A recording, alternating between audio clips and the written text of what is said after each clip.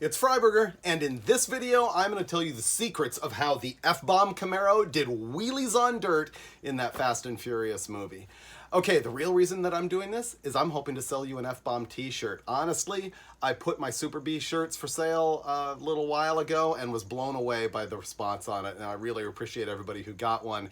And people have been saying, do more, so here we go. The F-Bomb doing wheelies on dirt. You can get one at shop.davidfreiberger.com. You don't have to spell it. There's a link right there in the description. Okay, so let's talk about the F-Bomb and how it got into that movie and so on and so forth down to how it did the wheelies. A lot of people don't realize that I didn't build a clone car of what was in the Fast and Furious movie. We actually built the car first and the movie came second. So way back in 2003, I bought this car. I was going to land speed race it. I ended up partnering with Keith and Tanya Turk instead. I had this shell of a 73 Camaro. Tom Nelson wanted to build turbo headers for it, so he picks it up. Next thing I know, he's turning the thing into a full-on project car. It becomes the first full project for his new business called Nelson Supercars. They're doing mind-blowing stuff these days, some of which you'll see at SEMA show this year in 2018. And so we come together, we make this car. Everybody has seen it at this point. It's been in magazines, it's been in that movie, it's been in a speck of TV, it's been all over the internet. People have built clones of it and everything. And it caught the eye of Dennis McCarthy, which is a guy who I knew from way back in Glendale Speed Center days and who is in charge of building the cars for the Fast and Furious movie franchise, and that's how it ended up being in the movie. But my car itself is actually not in the film. They built about 5 clones of them, and I think there's only one of them that survives. Maybe there's 2. I've got fenders off one of them that was just destroyed. I mean, 3 of the cars were trashed.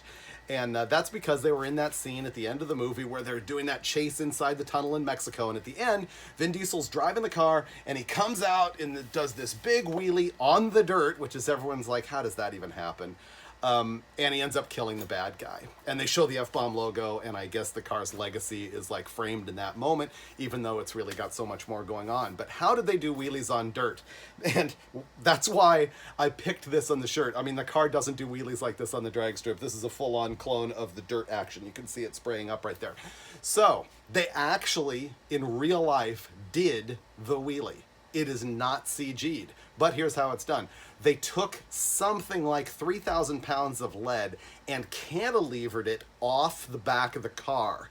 And what was hilarious is it was just powered by a stock 350 small block Chevy, turbo 350 transmission. It had no turbochargers on it or anything, just stock motor, but you would goose it and the front end would just come up. It was a riot to drive. I drove the stunt car around their shop just a little bit, and it was just hilarious. But the first time they added the weight to the back and stood on it, the car went, ah!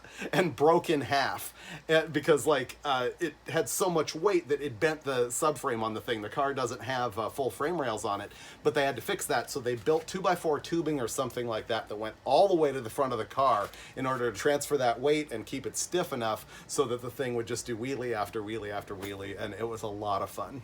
If you look at the movie really closely, you'll see that I don't think they even CG'd the weights out. Instead, they just cropped around it. When they show this pan of Vin Diesel going by doing this big wheelie, the back end of the car is completely cropped out. And that's why. So now you know how the F-Bomb Camaro did wheelies on dirt and why I did my t-shirt with that famous scene doing wheelies on dirt. I wish it would actually do that on the drag strip. But honestly, part of the reason why I am selling these shirts is because we got big plans in 2019. The car has never run in the 8s as I originally promised. I'm planning on getting that done. It's being converted to Holley EFI as we speak. It's going to be at some shows with Holley, and it's going to be right next to Mike Finnegan's Blasphemy 55 Chevy with the blown Hemi in it. And neither Finnegan nor I have ever been 8s in our cars, even though that's the goal. And so we are hoping to be able to do that side by side. Even if that doesn't happen, I've got to finally live up to actually running that number with the car. It has been 9:06 in the quarter mile at 155 miles an hour on drag radials with a horrible 60-foot time. I know that if we just actually spend the time to figure out the traction and get the tuning done, that we can run the number. It's only been to the track like 4 times. I battled transmission problems. I've got every excuse in the world, but I'm trying to solve that, and it's going to be expensive, so help me out and buy a shirt. I'd appreciate it. shop.davidfreiberger.com. There's a link right down there in the description. Thanks very much for watching, and I hope to see you flying the colors pretty soon. And bet on the F-Bomb for 2019.